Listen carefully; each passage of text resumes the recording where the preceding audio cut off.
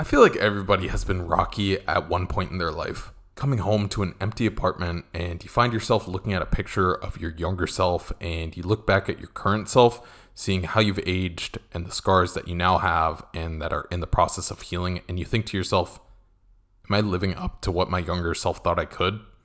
And some nights, the answer is no. My life stinks. Hey, I'm Nick. I'm looking to become a better writer, and if you are too, you're in the right place. Rocky, despite being a movie that ends with two guys beating each other up and dealing with heavy themes such as loneliness, self-hatred, and even domestic abuse, I'd really call it a comfort movie. A common misconception when writing is that a character has to be relatable in the sense of having like a minimum wage job or sharing the same beliefs as the audience, whether that be something political, religious, or anything else in between. But that's not the case with Rocky. He's a loan shark enforcer, the muscle, if you will, with the physique that most of us guys dream of achieving. His job isn't very saintly, but he's still a character we hope that lightning strikes for, because despite not relating to him career-wise or in stature, we become attached to the things outside of that a lot of characters in the movie don't notice about Rocky. I know women also struggle with this idea of the real you not being seen, but there's the thing about guys being like Ryan Gosling, the I'm literally him memes, where it's the character he's playing walking alone at night and being depressed, not knowing how to talk to women. I think Rocky definitely brings out that aspect in a lot of us, and that's a part of what makes him great, in that we've felt his pain before, and the script knows that, and that's what makes it genius. Take out a pen. We're taking notes. When we first meet Rocky, he's doing what he can to make ends meet between his boxing matches and the loan shark job, but things aren't going his way. He loses his locker at the gym he's been going to for 6 years, gets disrespected on a daily basis, and even when he tries to do the right thing and walk the underage girl home and give her some blunt but overall practical life advice, it gets thrown back in his face. I touched on this before, but the script does a wonderful job of displaying Rocky's loneliness, but almost disguising it in a way. It starts with the scene when he first comes home after the opening fight. Rocky enters his house and we can see it's lived in. The furniture is beat up, there's beer bottles and trash scattered around it. He's got a poster of his idol up, and guys definitely don't do that. This is Rocky's place. He doesn't have anyone over, it's just him and his turtles, and we get the sense that Rocky's kind of solitary life has been going on for a few years at least. Mickey visits Rocky's house for the first time in 6, possibly 10 years, but only after Rocky is given a shot. Rocky talks to his turtles and silently looks at himself in the mirror.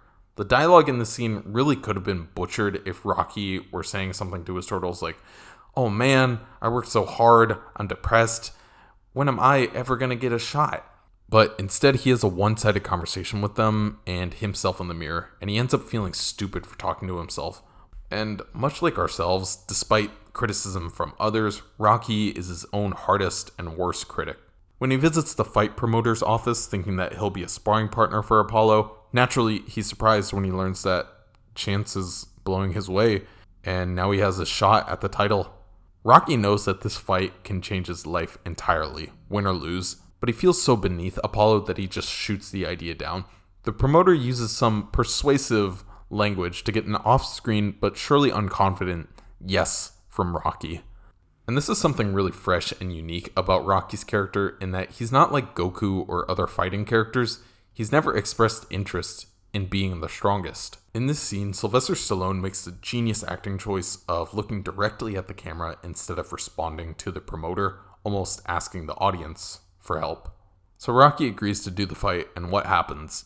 Well, I'm sure that everybody has that cursed daydream of blowing up online and suddenly you're being interviewed on a late night talk show, but that also comes with a list of people from your past that come out of nowhere, all trying to get a little piece of you.